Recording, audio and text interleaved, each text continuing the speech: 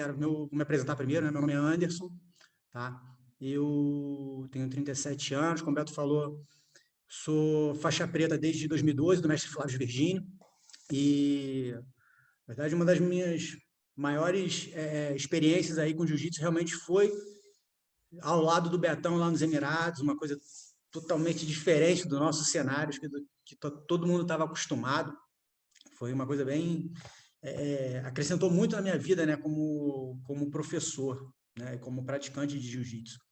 Contato com diversas pessoas, diversas escolas, foi assim, uma coisa sensacional. E eu fui para lá em 2014 e eu não era nem casado ainda, né? Então, assim, eu vou contar um pouquinho da minha história para que vocês entendam como é que eu cheguei no autismo, né? Como é que o autismo apareceu para mim, como é que chegou na minha vida e eu consegui conciliar isso com o jiu-jitsu. Em 2014 eu fui para lá, casei e tive meu primeiro filho, o Arthur, em 2016. Tá? E até então tudo certo, beleza, se desenvolvendo normalmente, até que em 2018, né, quando ele já estava com 2 anos, a gente começou a identificar alguns atrasos. E como é que, como é que a gente identificava isso? O Arthur falava praticamente nada, ele não tinha interesse nenhum pelas outras crianças, é o que a gente chama são os red lights, né, que a gente chama. Ele tinha algum tipo de... Ele fazia movimentos repetitivos. Então a gente começou a achar aquilo meio... Cara, vamos levar ele no médico e vamos ver um pediatra, um especialista, ver o que eles falam. E aí em 2018 ele foi diagnosticado como autista. Beleza. A gente não teve nem muito tempo... O pessoal fala muito, né? Pô, quando você recebe o diagnóstico de autismo, você fica naquele luto, né? Pô, caramba, e agora? O que eu vou fazer? A gente não teve muito tempo para isso, não, cara. Basicamente foi, beleza, nosso filho é autista, e agora? O que eu faço para resolver isso aí, cara? Como é que a gente trata isso, né? E foi aí que nós optamos por voltar para o Brasil. Eu ainda fiquei mais um pouco, né? Minha esposa voltou para o Brasil, e eu ainda fiquei mais algum tempo aí, mais ou menos um ano, fiquei mais ou menos um ano nos Emirados, e nesse meio tempo eu já comecei a estudar e montar um plano com a minha esposa de, cara, como é que a gente vai fazer para voltar para o Brasil, estruturar nossa família e cuidar do nosso filho, né? Eu falei, pô, já estou um tempão já trabalhando com jiu-jitsu profissionalmente aqui. Cara, tem que ter alguma forma. Acho que todo mundo que trabalha com jiu-jitsu, que dá aula, que pratica, tem noção do quão fantástico o jiu-jitsu pode ser em qualquer área. Eu falei, cara, não é possível que eu não vou conseguir conciliar o jiu-jitsu eu não vou conseguir ajudar o meu filho com o jiu-jitsu, cara. Eu vou procurar, alguém faz isso no mundo, não é possível. Alguém faz isso. E comecei a procurar quem eram as referências de tratamento, quais eram os tipos de tratamento, quem eram as referências no Brasil, no mundo, e se tinha alguém que trabalhava com jiu-jitsu e autismo. Cara, tem que ter. Então, comecei a cavucar isso aí, a cavar, e achei um cara aqui no Brasil, aqui no Rio, por acaso, na Barra, que é o Felipe Nilo, alguns já devem conhecer, e ele, cara, até hoje me ajuda bastante nessa empreitada, né? Então, eu voltei, abri a minha academia, entrei em contato com ele me direcionou, pô, Anderson, cara, você tem que estudar ABA, análise de comportamento aplicado, você vai ter que estudar, cara, sobre psicomotricidade, vai ter que estudar uma série de coisas para começar a trabalhar com essas crianças, para começar a entender esse universo, tá? E aí, para a gente chegar nisso aí, primeiro a gente tem que entender, cara, o que é o autismo, tá? O que é o transtorno do espectro autista, né? Então, assim, a grosso modo, é um transtorno que ele concilia várias características para as crianças, e não necessariamente todas as crianças têm essas características, né?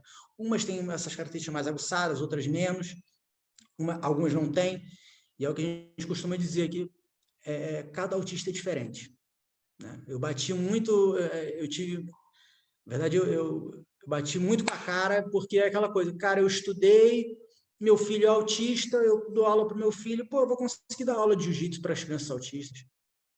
E quando eu cheguei quando eu cheguei lá na clínica do Felipe, que eu botei a mão na massa mesmo, que você vê que o mundo é totalmente diferente, cara. Então, assim, que características são essas, né? Basicamente, bem a grosso modo, tá? Bem pincelado, porque, como eu já falei, eu não sou da área de saúde, tá? Eu sou um professor de jiu-jitsu, cara. Eu não tenho conhecimento de saúde. Eu estudei sobre autismo, mas eu não vou saber detalhar tudo certinho, eu não sou um neurologista. Mas, basicamente, são crianças que têm déficit de comunicação, tá? Elas podem ser verbais ou não verbais. Tem autista que conversa com você, cara, bate papos horas com você sobre assuntos restritos ou qualquer outra coisa. Como tem autista que não fala absolutamente nada, não fala uma palavra, tá? Eles têm déficit de interação social, isso é importantíssimo, cara. Eles não têm, às vezes não vão ter interesse nenhum por outras crianças, por outras pessoas, ele prefere ficar sozinho. Tipo, o meu filho já é o contrário, o Arthur adora. Ele tem um déficit de interação com outras crianças, mas com pessoas maiores, com adultos, ele é super apegado. Então, aquela ideia que a gente tem do autista que fica fechado no mundinho dele, que não quer falar com ninguém também, não se aplica. Tem criança que vai ficar mais afastada, mas tem vários que adoram contato. Eles adotam padrões restritos e repetitivos ou não. Então, cara, como é que eu vou te dar um exemplo? A criança está acostumada todo dia a acordar e o café da manhã dela é pão com manteiga e um café preto. Tem que ser aquilo ali todo dia. Se você quebrar aquele padrão, ele vai entrar numa crise, ele vai se desregular, entendeu? E eles podem ter hiper ou hipossensibilidade a estímulos sensoriais. E é o que a gente costuma falar, que o jiu-jitsu já começa aí, entendeu? Você já começa a utilizar o jiu-jitsu com a criança no primeiro momento, que é o primeiro contato, que é o kimono. A grande maioria tem hipersensibilidade e não consegue vestir o kimono. Assim, é uma coisa que incomoda muito, sabe? É um tecido grosso, a gola é grossa, aquele negócio que incomoda. E o principal, amarrar a faixa. Para eles cara, tem criança que... O meu filho demorou 3 meses para vestir o kimono. Tem criança que demora mais tempo. Lá na clínica, lá no Felipe, a gente estava com uma criança desde novembro do ano passado, ela foi vestir o kimono mês passado. Então, assim, você não tem um padrão. Assim como tem crianças que desde o primeiro dia, pá, bota o kimono, meu irmão já pega pelo braço, vai, faz tudo e você... Pô, essa criança é autista mesmo? Entendeu? Então, assim, não necessariamente é a ausência da comunicação, cara, é um déficit, entendeu? Então, você tem que ter um olhar bem clínico, bem cirúrgico nesse sentido, para entender onde você tem que atuar com aquela criança ali, tá? E hoje em dia, o que a gente tem de tratamento? Isso é bem importante de falar. Tem milhões de tipos de tratamento, tá? Então, assim, pô, você tem, tem a criança que vai fazer a fono, faz psicóloga, faz TO, cara, tem terapia com cavalo, tem musicoterapia, tem de tudo, tá? Mas, tipo, basicamente, o que a gente fala é, cara, um psicólogo, fono, TO, psicopedagoga, se a criança, se for necessário, e o esporte, tá? É aí que a gente entra. A grande maioria das crianças não conseguem praticar um esporte. Tá? Nunca conseguiram praticar um esporte. Porque o esporte coletivo é o mais complicado. Então, porra, eu tenho problema de interação social, criançada gritando, muito barulho, é muito complicado. Mesmo os esportes individuais, a gente tem uma carência de profissionais para atender, tá, essas crianças. Entender quais são as necessidades delas e onde que o esporte, onde que o profissional vai conseguir atuar, tá? E como é que a gente faz, basicamente, assim, bem a grosso modo, como é que eu faço aqui? Tanto aqui na minha academia, quanto lá no Felipe. A gente utiliza o ABA naturalista, tá? O que é o ABA, né? É um conjunto, cara, de instruções e de técnicas onde você vai moldando o comportamento da criança. Então, vamos dizer que o autista chegou aqui, primeira aula comigo. Se eu pegar ele pela mão, porra, vamos dar uma corrida, vamos aqui correr contigo. Pegar pela mão e sair arrastando ele, não vai rolar, ele não vai vir, entendeu? Eu preciso criar um vínculo com a criança, eu preciso que seja prazeroso para ele. Então, cara, você vai olhar minha sala aqui, muita gente me vê pelo Instagram, vê foto ali, pô, Deco, mas tua foto da tua academia, teu tatame tem carrinho, tem trem, meu irmão, tem avião, pô, tem uns troços esquisitos. Que aula de jiu-jitsu é essa, meu irmão? Falo, cara, eu preciso sentar, brincar com a criança, sentar de frente para ela, manter um contato visual com ela, entendeu? O que é muito difícil para o autista, ter esse contato visual, esse olho no olho, e é uma coisa que a gente trabalha muito. Então, cara, senta com a criança. Pô, a criança gosta de quê? Cara, a criança porra, adora carrinho. Cara, pega o carrinho, senta com ele, vai, vrum, vrum, vrum, vrum, e, pô, traz a criança para você. E aí você pega ele, cara, agora vamos dar uma corrida contigo. Que seja uma volta no tatame, você vai dar uma corridinha, vai sentar, vai fazer aquela festa, pô, irado, e na hora você dá o carrinho. Entendeu? Você já, pum, a criança já vai entender, cara, meu reforçador positivo, o carrinho é um reforçador positivo. A criança já vai entender que, cara, legal, fiz uma atividade, pô, eu ganhei o carrinho que eu gosto, pô, maneiro. E aí você começa. Pô, dá mais uma corrida, dá duas, dá três, faz o abdominal, e você vai intercalando com os reforçadores de uma forma natural, de uma forma que a criança vai começar a te buscar e vai te identificar como um reforçador. É o que normalmente acontece aqui comigo. Eu preciso utilizar eu utilizo qualquer coisa que seja de interesse, principalmente que é interesse restrito da criança. Tem criança que tem hiperfoco em, porra, sei lá, nave espacial. Entendeu? A criança adora nave espacial. Cara, eu tenho que me virar para arrumar uma nave espacial, senão eu não vou conseguir dar aula para essa criança. Vai brincar que parece, mas cara. Então, assim, pô, arrumei um ônibus espacial. Cara, a criança vai treinar jiu-jitsu que você não faz ideia. Então, dessa forma, você consegue inserindo o jiu-jitsu aos poucos. E é sensacional o que você consegue, cara, trabalhar com essas crianças. Então, assim, desde as coisas mais simples, exercícios mais simples. O que pra gente, você vai pegar a criança aí, você vai ensinar no primeiro dia a fazer uma pegadinha no kimono do amigo e caminhar com o amigo. Para um autista, isso é difícil demais, cara. São vários estímulos, ele tem que caminhar fazendo pegada e tendo contato visual com um oponente. Isso para ele é muito difícil.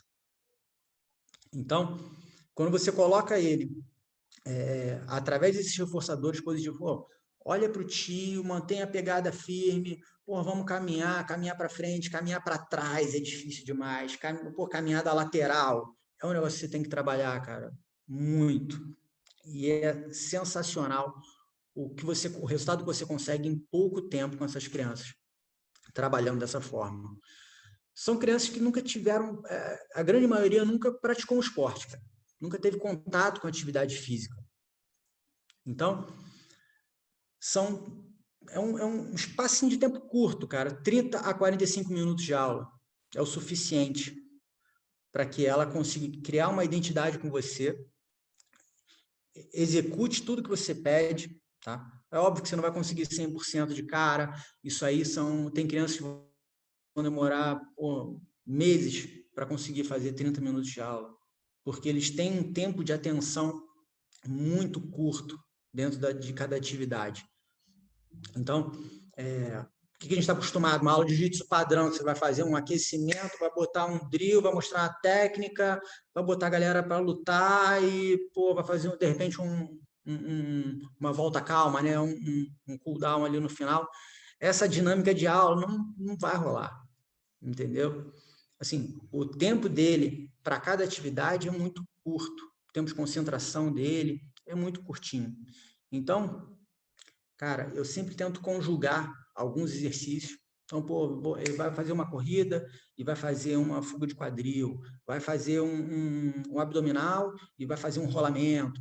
Então, dessa forma, você vai tornando mais dinâmico, mais interessante e vai trazendo a criança para você. Até que, mais para frente, depois que ele ganha, que ele entende o que ele está fazendo ali, tá? Que isso é muito importante de se falar. A gente fala muito em inclusão, né? Ah, porque tem que incluir, porque eu sou... Cara, eu dou aula para criança especial e, pô, traz aqui que eu dou aula. Pega essa criança e joga numa turma coletiva, não vai rolar. Não é assim. Então, isso não é inclusão, cara.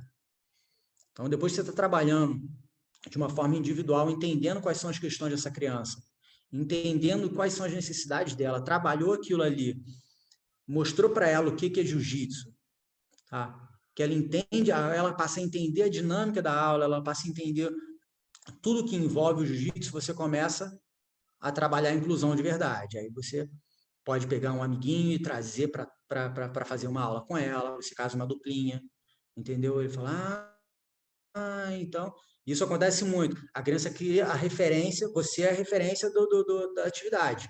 Quando você traz um terceiro, um outro amiguinho para a aula, aquilo ali já muda para ela.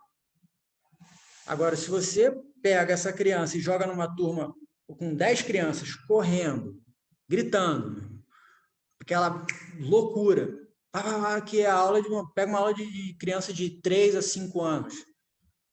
Cara, é surreal. Aquele turbilhão de coisas acontecendo, aí você pega o autista e coloca ali, pá. Cara, ele nunca mais volta. Assim, se ele botar o kimono de novo na vida, vai ser, ó, você acaba criando um bloqueio para essa criança. Então, trabalhou de forma individual, explicou o que é o jiu-jitsu, já está fazendo essa dinâmica, você começa a trazer. Traz um amiguinho, traz outro. Ela entendeu como é a dinâmica do jiu-jitsu no coletivo, com um amiguinho da idade dela, já trabalhando a parte social, contato. Aí, beleza, você está pronto para tentar fazer uma aproximação, uma coisa mais que a gente chama de aproximação discreta, né?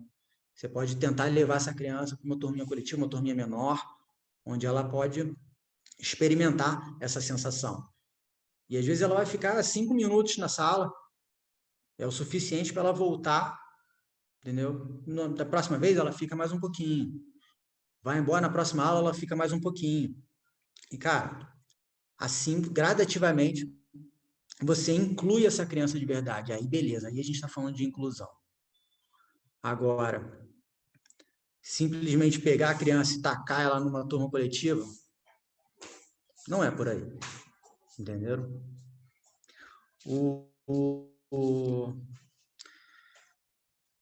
Beleza? O que eu já vi de resultado, né? Coisa que eu vi na prática, até com muita coisa eu testo com meu filho, né? Testo assim, né? Eu trabalho em conjunto com um grupo de profissionais, tá? Então isso é bem importante de se falar. Você não vai dar sua aula de jiu-jitsu sozinho para essas crianças. Cara, você tem que ter um canal de comunicação com a terapeuta ocupacional, com a psicóloga, com a fono, sabe? Com a escola. Cara, se a criança tiver tem uma mediadora na escola, beleza. Você precisa trabalhar em conjunto com todas essas pessoas, entender qual é o trabalho que essa equipe multidisciplinar está fazendo essa criança e seguir na mesma direção. Então, cara, vamos dizer que a gente está trabalhando com a criança, pô, ela, cara, identificar, pô, fazer pareamento de cores, pareamento de números. Então, beleza, a fono está fazendo, a TO está fazendo, a psicóloga está fazendo, eu vou fazer também. Entenderam? Questões sensoriais, pô, a TO tá, cara, esse menino não, ele anda na ponta do pé, é muito ruim, sabe? Pô, vamos trabalhar aqui, vamos botar, cara, plástico bolha no tatame inteiro, vai trabalhar, cara, entradinha de queda, pô, tudo em cima do plástico bolha, vamos tornar o tatame sensorial pro garoto. Entenderam? Essa parceria é importantíssima. Essa aula de jiu-jitsu você não vai dar sozinho. É uma equipe multidisciplinar, toda em movimento pela mesma criança. Eu troco muito com a terapeuta ocupacional, cara, que, assim, a gente tem... Vários pacientes dela são meus alunos, e ela me direciona muito nesse sentido. Cara, Anderson, essa criança, porra, a gente precisa trabalhar, o corpo dela é muito instável, ela, porra, molinha, não tem força nenhuma. Cara, vamos trabalhar, por bastante exercício de puxada, porra, troca de pegada, ensino. Pô, teve muita criança que chegava aqui, cara, que não conseguia fazer pegada no kimono, fazer uma pegada na faixa. Era aquela mão, sabe, mole. E aí você começa a linkar as coisas, né? Beleza, vamos começar a trabalhar, porra, bastante pegada, bastante puxada, beleza. Quando você vai ver, cara, você ajudou a criança a desenvolver musculatura de mão, pulso, antebraço, e a criança começou a escrever por isso. Entendeu? Ela começou você ajudou ela, trabalhou a coordenação motora fina, e ela consegue agora pegar no lápis, que ela não conseguia. Era aquela mão mole, aquela coisa torta que não... E com o jiu-jitsu você conseguiu dar um pouco mais, pô, de tônus muscular, estabilidade, sabe? A criança muda a postura. Aquela coisa que a gente fala bastante da autoconfiança, né? Você dá autoconfiança, você mudar a postura da criança, você tornar a criança mais autossuficiente, você dá autonomia para a criança. De, cara, porra, ela consegue, cara... Era uma criança que não consegue... O clássico que eu recebo. A criança não sabe pular. Não consegue pular, cara. Não consegue, sabe? Escadinha de agilidade. Pular, não consegue. Pô, pular no step, a criança subir e descer de um step, não tem essa coordenação. Ainda não... E aí você vê a criança tropeçando, caindo no chão, sabe? Aquela criança que vive escorada, isso é bem característico deles, não pode ver uma pessoa, uma parede, uma coisa que, pum, se encosta. E a criança começa a treinar, começa a mudar a postura dela, e você já não vê mais aquela criança se escorando, né? Você vê ela caminhando, postura reta, o olhar mais firme. Cara, isso é sensacional. Não tem...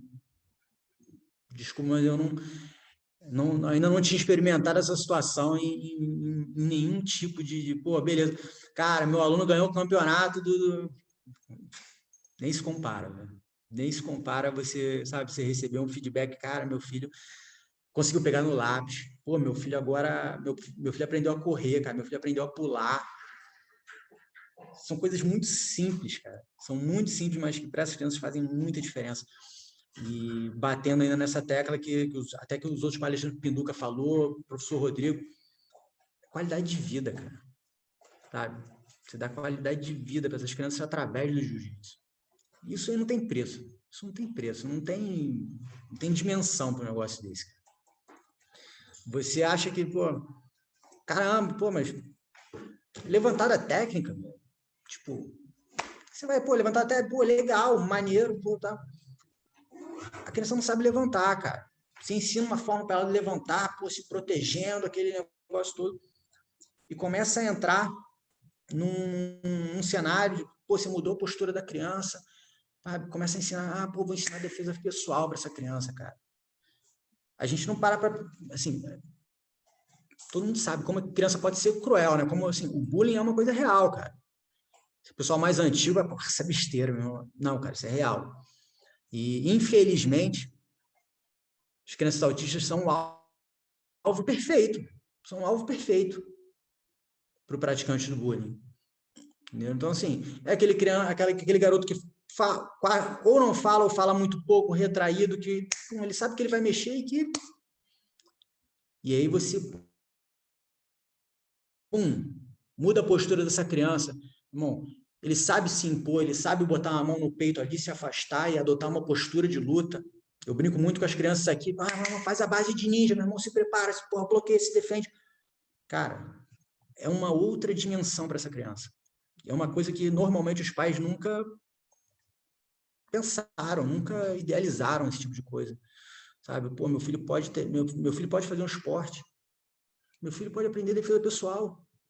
Pô, meu filho pode mudar a postura dele, ele pode se impor, ele não vai sofrer bullying na escola. Cara, não tem eu falei para você, não tem preço, entendeu?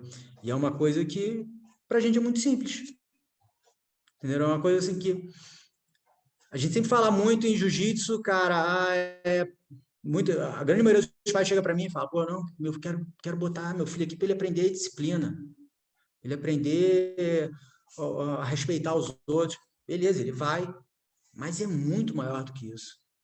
O jiu-jitsu é muito maior, a arte marcial em si é muito maior do que isso. Não é só, beleza, ele vai aprender a me respeitar, não. Cara, ele vai ter noção de hierarquia, ele vai ter autoconfiança, que é uma coisa muito complicada de você trabalhar com essas crianças. E é um trabalho em paralelo com as psicólogas, cara, que dá muito resultado. Dá muito resultado. Essa noção de ganhar e perder, a noção de, pô, pratica um esporte, pratica uma arte marcial, pô, beleza. Só o jiu-jitsu te dá essa coisa do você tem que bater, você tem que reconhecer que você foi derrotado. Isso para o autista é muito abstrato, entendeu? É muito subjetivo. Ele não tem essa coisa do ganhar e perder, é muito complicado para ele entender. E você utilizar o jiu-jitsu, isso tanto para o autista quanto para a criança típica, você reconhecer que o seu amigo foi melhor que você naquele momento e que está tudo bem, está tudo certo. A gente cumprimenta, aperta a mão, agradece pelo treino. É sensacional o que o jiu-jitsu pode fazer pelo autista, cara. Na verdade, por toda criança, seja ela típica ou atípica. Mas realmente eu fico até, cara, mas vocês não têm. Na verdade, eu queria até. Vou ver se eu falo com o Felipe, até ele deve ter algum material, alguma coisa pronta de vídeos, de aula, para eu mandar para vocês depois vocês darem uma olhada. É bem maneiro, bem legal mesmo.